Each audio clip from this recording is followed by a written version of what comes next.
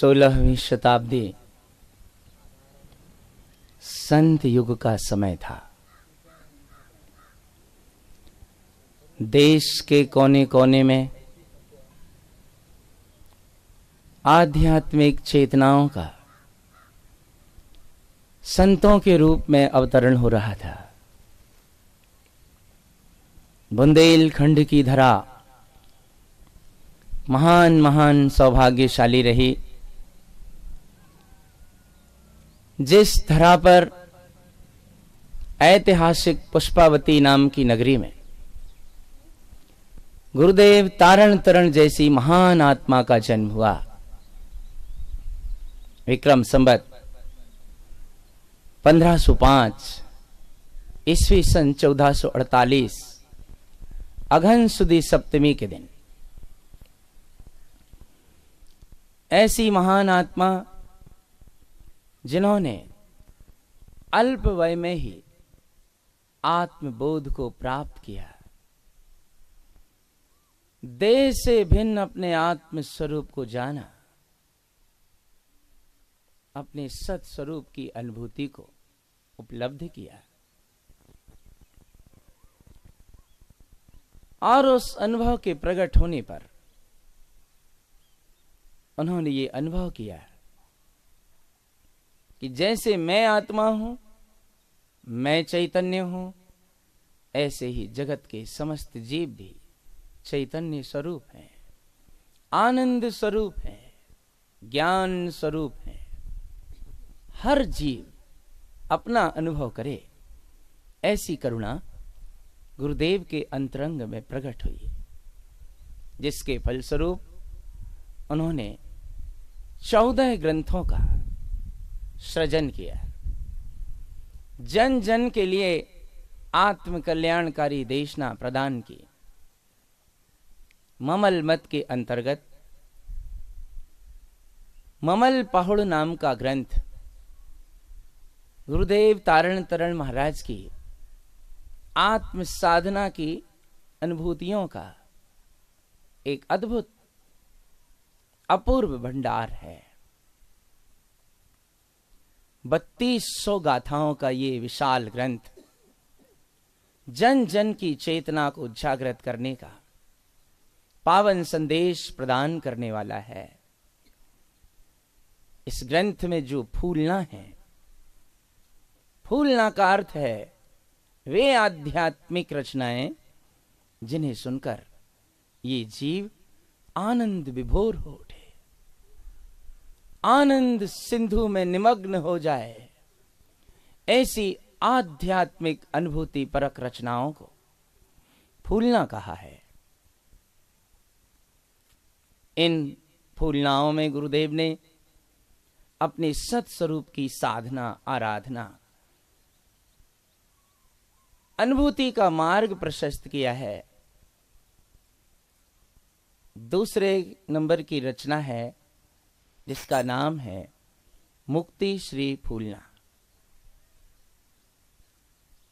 इस फूलना में आचार्य देव कहते हैं, चली चलहु न हो मुक्ति श्री तुम ज्ञान सहाय।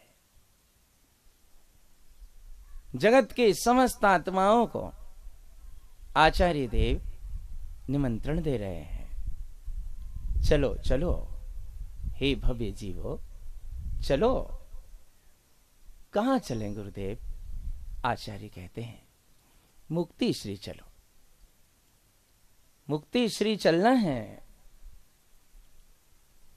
जिज्ञासु भव्य जीव पूछते हैं, महाराज मुक्ति श्री कैसे चलेंगे? किसके सहारे चलेंगे? किसके आश्रय से चलेंगे? क्या विधि है मुक्ति श्री चलने की? आचार्य देव कहते हैं, तुम ज्ञान सहाय। मुक्ति श्री कहीं बाहर नहीं है कि किसी आश्रय से, किसी सहारे से बाहर चलना है। मुक्ति श्री तुम्हारे ज्ञान स्वभाव में है और ज्ञान के सहारे ही चलना है। अपनी मुक्ति श्री अपने ज्ञान स्वभाव में है। अपने ही ज्ञान के सहारे अपने ज्ञान स्वभाव में चलना, यही अंतरंग यात्रा है, आनंद की यात्रा है। निश्चिंत प्रसन्न आनंद में रहने की यही एक ज्ञानमय कला है। आज सारा मानव समाज विभिन्न प्रकार की चिंताओं में, संकल्प विकल्पों में, अज्ञान जनित मन के विकारों में उलझा रहता है। परिणाम आकुलता व्याकुलता के अलावा हाथ में और कुछ भी नहीं रहता। हर व्यक्ति चाहता है, व्यक्ति ही क्या, प्रत्येक प्राणी चाहता है कि मैं निराकुलता में रहूं, सुख में रहूं। पर यह निराकुलता कैसे प्राप्त हो, ये सुखानुभूति कैसे उपलब्ध हो, यह अंतरात्मा की अनुभूति किस प्रकार जीव को प्राप्त हो, इस बात पर अगर हम विचार करें तो आचार्य तारण तरण देव हमें बहुत सीधा सीधा मार्गदर्शन देते हैं कि निराकुलता में रहना है, मुक्ति श्री के सुख को उपलब्ध करना है, आनंद सहजानंद में रहना है। तो ये सब कहीं बाहर नहीं है, तुम ज्ञान सहाय, ये सब कुछ तुम्हारे ज्ञान स्वभाव में है और चलने का साधन भी ज्ञान ही है। जगत के अनंत जीवों के पास ज्ञान के अलावा और है ही क्या। आत्मा अपने आप को नहीं पहचानता तो नाना प्रकार की जातियों से अपने आप का मूल्यांकन करता है, पदों से अपने आप का मूल्यांकन करता है, सांसारिक उपलब्धियों से अपने आप का मूल्यांकन करता है। किंतु ज्ञान की तो कोई जाति नहीं होती, ज्ञान का तो कोई पद नहीं होता, ज्ञान का कोई वर्ण नहीं होता, ज्ञान का कोई संप्रदाय नहीं होता। इसीलिए संतों के ये वचन थे कि जाति न पूछो साधु की, पूछ लीजिए ज्ञान। जाति शरीर की हो सकती है, आत्मा की जाति नहीं होती, ज्ञान की जाति नहीं होती। ज्ञान तो सर्वत्र सर्व को जानने वाला है। जैसे सूर्य अपने प्रकाश से सारे जहान को प्रकाशित करता है, इसी तरह आत्मा के अंतरंग में विद्यमान ज्ञान का प्रकाश संपूर्ण विश्व को ही नहीं, 3 लोक को जानने की सामर्थ्य रखता है। ज्ञान आत्मा की महान शक्ति है और इसी ज्ञान को जीव भूले हैं, इस ज्ञान स्वभाव का ही विस्मरण किए हुए हैं। बस यही अज्ञान आकुलता व्याकुलता दुख परेशानी बेचैनी और चिंताओं का कारण बनता है। आचार्य देव कहते हैं, हे भव्यात्मनो चली चलहु न हो, मुक्ति श्री तुम ज्ञान सहाय। चलो चलो, बड़ी करुणा है गुरुदेव के अंतरंग में, चलो ना। कितने आत्मीय भाव से गुरुदेव निमंत्रण दे रहे हैं कि चलो ना, चलो चलो सब जीव चलो, मुक्ति श्री चलो। ये तुम्हारे ज्ञान स्वभाव में ही मौजूद है।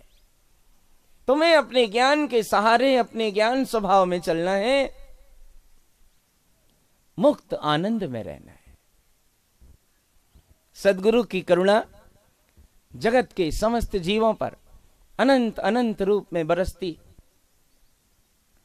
गुरु के प्रति भव्य जीवों का समर्पण अपनी अंतरंग आत्म चेतना के जागरण में सशक्त कारण बन जाता है। सद्गुरु बड़ी करुणा करके कहते हैं, हे भव्य आत्मनो चलो, मुक्ति श्री चलना है, चलो मुक्ति श्री चलना है। ये मुक्ति श्री क्या होती है? मुक्ति के या मोक्ष के दो प्रकार से आचार्यों ने कथन किए हैं कि एक तो भाव से जीव मुक्त होता है और दूसरा द्रव्य से मुक्त होता है। इसलिए मोक्ष को भाव मोक्ष और द्रव्य मोक्ष दो प्रकार से निरूपित किया गया है। क्या है ये भाव मोक्ष और द्रव्य मोक्ष? महान ज्ञानी सिद्धांत चक्रवर्ती आचार्य नेमि चंद्र महाराज, जो जैन दर्शन की एक बड़ी अद्भुत प्रतिभा जिनके अंतर में थी और जो ज्ञान का एक विशाल सिंधु अपने आप में समेटे हुए थे, द्रव्य संग्रह नाम का उन्होंने एक बहुत महत्वपूर्ण ग्रंथ लिखा है, जिसकी 37 नंबर की कारिका में आचार्य देव कहते हैं, सवस कमणो जो खय हेदु अपणो परिणामो णेओ स्वभाव मोखो कम विमुखो य कम पुदभाव। जीव के वे विशुद्ध परिणाम, जीव के वे निर्मल परिणाम जो समस्त कर्मों को क्षय करने में हेतु हैं, उन भावों को भाव मोक्ष जानो। वे निर्मल परिणाम जो सारे कर्मों को क्षय करने में हेतु हैं, उन निर्मल भावों को भाव मोक्ष कहते हैं। और आत्मा का द्रव्य कर्म, भाव कर्म, नो कर्मों से हमेशा हमेशा के लिए अलग हो जाना, कर्मों का आत्मा से हमेशा हमेशा के लिए अभाव हो जाना, ऐसी आत्मा की परम शुद्ध अवस्था का नाम है द्रव्य मोक्ष। वर्तमान में जगत के समस्त संसारी जीव कर्म के संयोग में हैं।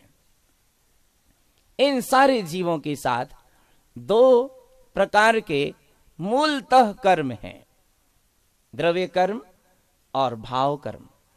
फिर आचार्यों ने इनकी 3 श्रेणियां भी कही हैं, द्रव्य कर्म, भाव कर्म और नो कर्म। इन सारे कर्मों के संयोग में ये आत्मा अनादिकाल से चल रहा है। जगत के अनंत जीव, सारे के सारे प्राणी इन पुण्य पाप कर्मों के संयोग में संसार में जन्म मरण करते हैं, सुख दुख भोगते हैं, अनुकूलताएं प्रतिकूलताएं प्राप्त करते हैं और अज्ञान के कारण सुखी दुखी होते रहते हैं। परम वीतरागी संत आचार्य श्रीमद जिन तारण तरण स्वामी जी महाराज की महान अनुकंपा थी, जिन्होंने समस्त जीवों के लिए, प्राणी मात्र के लिए अंतरंग से सुखी होने का मार्ग दिखाया, मुक्ति श्री चलने का निमंत्रण दिया और बंधनों से छूटने का एक उपाय इतनी सरलता से बता दिया कि सारे जीवों के लिए ये उपाय सहज ही हृदयग्राही है। तो मुक्ति अंतरंग में ही है। बेशुद्ध परिणाम, जो शुद्ध परिणाम समस्त कर्मों को क्षय करने में कारण है, आचार्य कहते हैं बेशुद्ध भाव, भाव मोक्ष कहलाते हैं।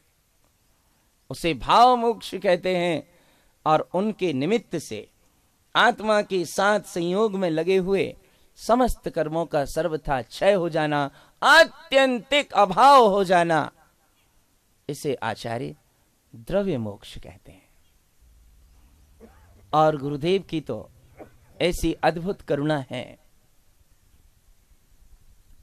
उनसे किसी जिज्ञासु ने पूछा, दयाल प्रसाद जी ब्राह्मण समाज से थे, जो गुरुदेव के अनन्य शिष्य थे, प्रमुख शिष्यों में एक थे।